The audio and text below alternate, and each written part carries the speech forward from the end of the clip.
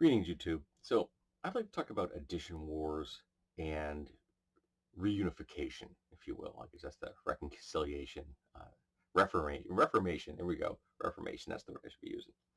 Um, Now, I'm not an expert on the history of D&D. I have read exhaustive works on the history of D&D, and it's very convoluted and very complex.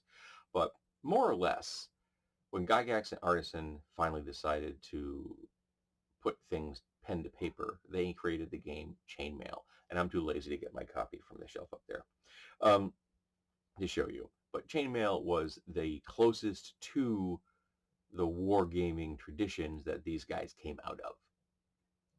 But it was the first time where they was really focusing on playing an individual character interacting with other individual characters in a particular setting, and it was very you're taking down there into a very small tight focus, as opposed to wargaming when you're using entire units and stuff, where a single figure on a play on the playing field could be representing 10 or even 100 men, that kind of thing. Um, and it became, of course, wildly popular, and there were new iterations over time, and eventually they began to publish the box sets, the famous Dungeons and Dragons basic sets and everything, and eventually they coalesced all of those different box sets into, right here, the Rules Encyclopedia. This is essentially all of the famous box sets in one. It says, all the rules from the D&D box set series, including basic, expert, companion, and masters. And there are people that love this version of the game. I'm not one of them, but I do cherish the fact that I have this. I picked this up I think it was like a yard sale or something for like $1. It was a great find.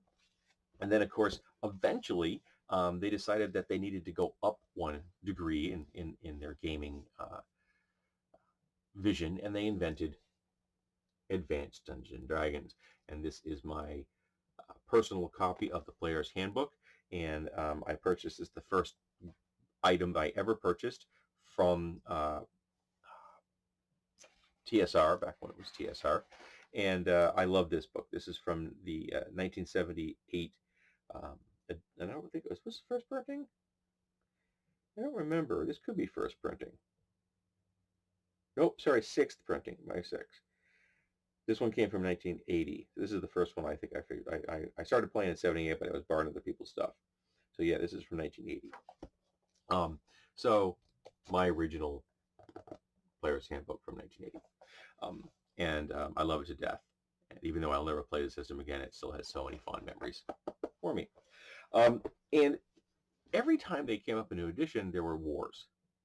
There are people that upset when the box set came out. They thought that Chainmail was the better version. There were people that upset when one box set would come out after the first box set, like, do we really need this kind of thing? How is it helping the game?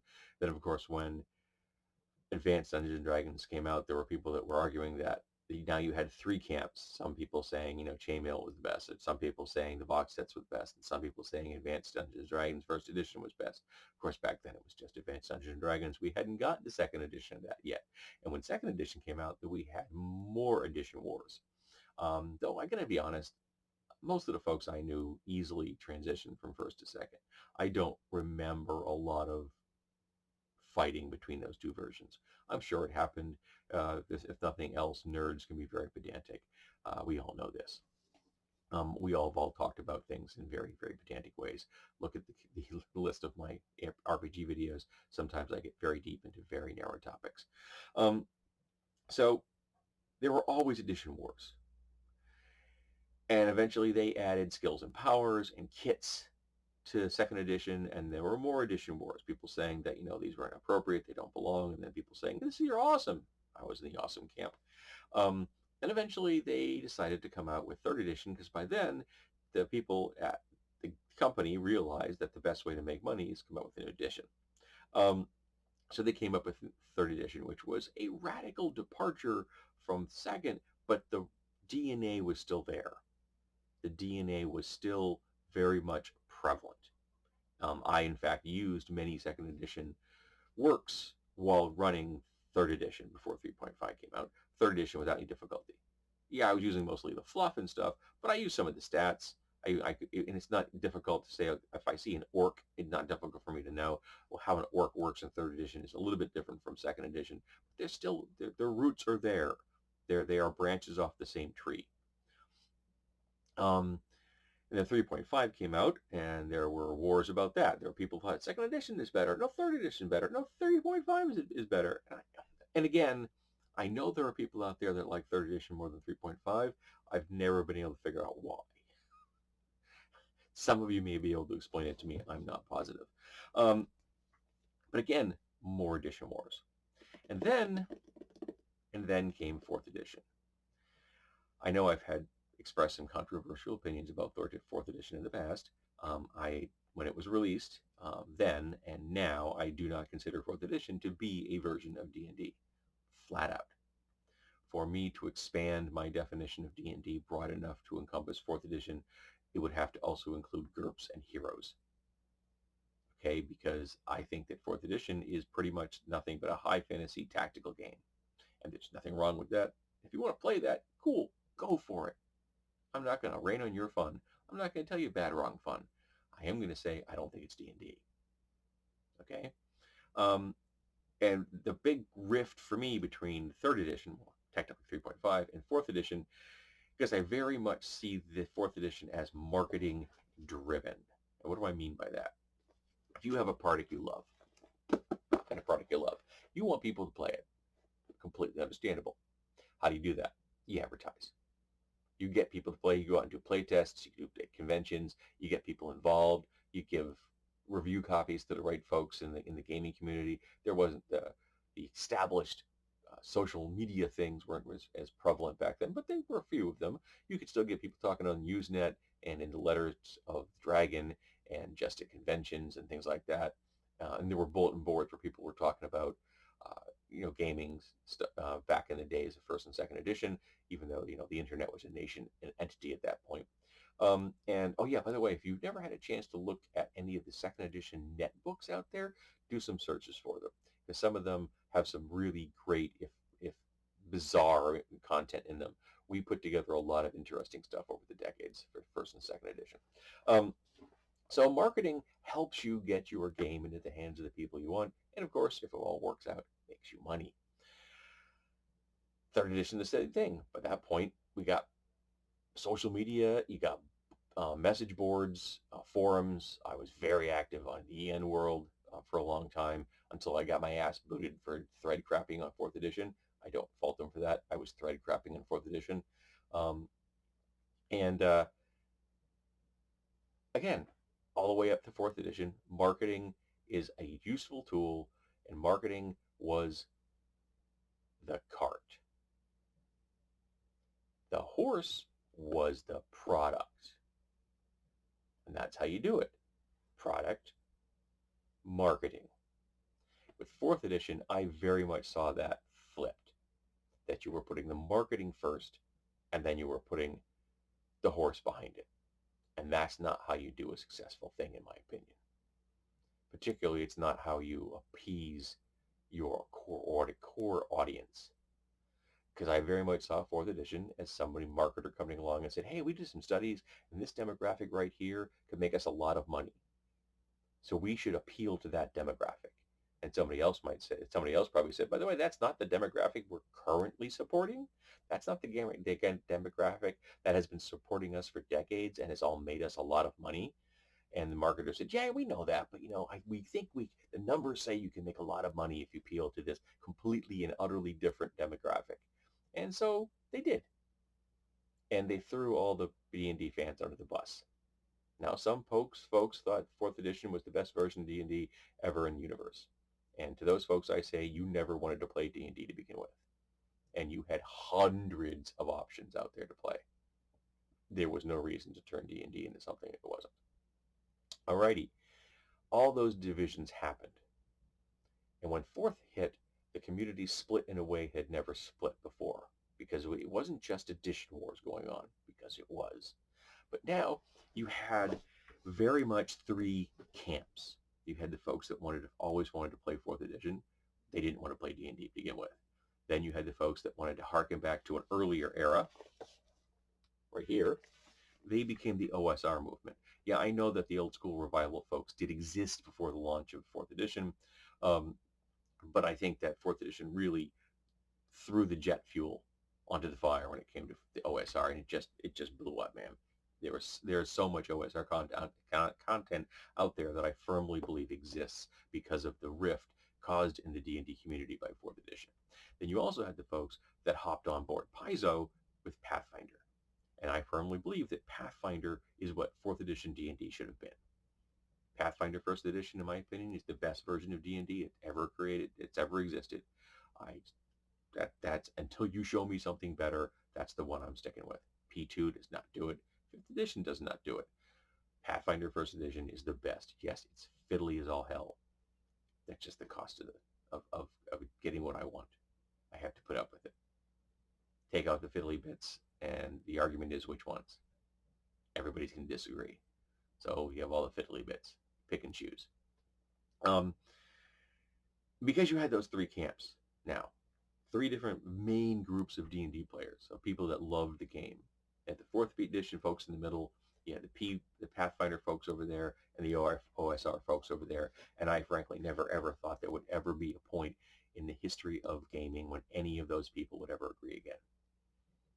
Now, there were some people that were system agnostic. They'll play anything under the sun if you present it to them. Cool. I'm glad those people exist. I'm glad they have fun. I want everybody to have fun. I really do. And the opinions I'm expressing here are just mine. And I'm not telling you that you're wrong, or in your opinion, you think that 4th edition is the best version of D&D ever. Cool. I disagree with you, but I'm not going to stop you. I can't stop you. I hope you enjoy yourself. May you and your 4th edition group enjoy yourself until the sun grows cold. But then it comes along 5th edition. And 5th edition was interesting to me when it comes to edition wars and reconciliation. Okay? Because the 3rd edition and P1 front-loaded a lot of things in the player's handbook. P1 was the most front-loaded. I mean, the player's handbook has all the information you need pretty much for the whole game. It does. It's got all your magic items, your spells, your classes, your ancestries, everything rolled into one. Whereas back in the days of this, this is not a thick book. This just has the information that a player needs. The GM's guide just has the information that the GM needs. You need both books if you're going to be running the game properly. And along comes 5th edition, and they did the same thing. The player's handbook has just the information that the player needs. Okay, and they've split the things the way the original 1st edition Advanced Dungeons & Dragons game was. And while reading the player's handbook for 5th edition, I was struck by how much it made me think of this. It just has that vibe. It feels like Advanced Dungeons & Dragons. And I was like, you guys are geniuses. Because by doing that, you're going to pull some of those OSR folks back into the fold. Not all of them, but you pull some of them back. Some of the folks that had felt completely disenfranchised by 4th edition are going to return willingly because you have presented them a book that makes them feel comfortably at home with these kind of games right here. These games right here, you've made them feel comfortable. And that's the vibe I got from the player's handbook. And I'm like, you use just the player's handbook and a decent GM, or I should say DM, because it actually is Dungeon Master, you're going to be able to play a game that's really going to have that early D&D vibe to it. Okay? So I was just like, kudos to the folks that wrote this. Then I read the Dungeon Master's Guide for 5th edition and all of the optional rules. And if you look at the optional rules, it's 3.5. All of the optional stuff is there. They made it optional. They didn't bake it into the system, but it's all there. And I'm like, you mad geniuses. You've just created a set of rules that are also going to pull in some of the 3.5 Pathfinder folks back in, who will willingly rejoin the fold because you have presented the rules that they liked back in the days of 3.5. And I was just like, it was the most masterful stroke I've ever seen. With these two books, you have encompassed 1st edition through 3.5 and presented the players and the DMs with the options they want to create the kind of game they want to play. I'm still not going to play 5th edition, but I am just awed with the success they achieved with healing over some of the wounds. They successfully rebuilt the bridges that 4th edition nuked from orbit, because that's what 4th edition did. It nuked those bridges from orbit. It just, as someone from Newsnet once mentions in a thread, that with 4th edition, Wizards of the Coast fired the fans. And they fired the 3.5 fans with 4th edition. And 5th edition? 5th edition is an apology. 5th edition is an apology to the OSR folks. It's an apology to 3.5 folks. It brings everybody back to the table if they want to come and says, you are welcome here. We recognize your desire in certain types of rule sets, in certain types of vibes. They're valid, and here they are. Use what you want. Build the game that makes you most comfortable. And I really am impressed. I read this and I'm just like, I'm smiling. I'm sitting at work reading the books on my phone, listening to blues and smiling because I'm reading this. I'm like, this is 3.5. All these optional rules just fold back into the rules. This is awesome. So yeah, it gave me the vibe of 3.5 when I had those Player's Handbook to the Jensen Master's Guide. And the Player's Handbook just gives me the 1st edition vibe. So the GM doesn't have to use any of the optional rules. He can have that 1st edition vibe all he wants. And the DM that wants to can have that 3.5 vibe all they want. They'll be working under a system of the rules that is different than 1st or 3.5 that I don't particularly find attractive in many ways. But those are present and they're there. And you can have them if you want. And I was so impressed. So Wizards of the Coast has done something I didn't think was possible. And I will give them kudos for that. Even if I think the set of rules they presented us is not something I'm interested in. If you like it, cool. Like I said, game until the sun goes cold. Have fun. I'm just expressing my opinion on it. But it's an informed opinion. I've been doing this for a long time. Been reading rules for a long time. Playing games for a long time. And I enjoyed many versions of D&D over the years. I saw them definitely moving in a certain direction. I see the DNA of 1st edition into 2nd edition, into 3rd edition, into 3.5 edition, into Pathfinder 1st edition. For me, they're all branches off the same tree. And 4th edition is way over there. It's got nothing to do with the game, in my opinion. 5th edition. 5th edition is a branch off that tree. And it's wonderful. It really is. So let's talk about how you feel about 5th edition's ability to appease to a wide audience in the D&D community, because I think it succeeds at that. So I'll give respect where it's due, and let's talk about 5th edition's ability to achieve a reformation.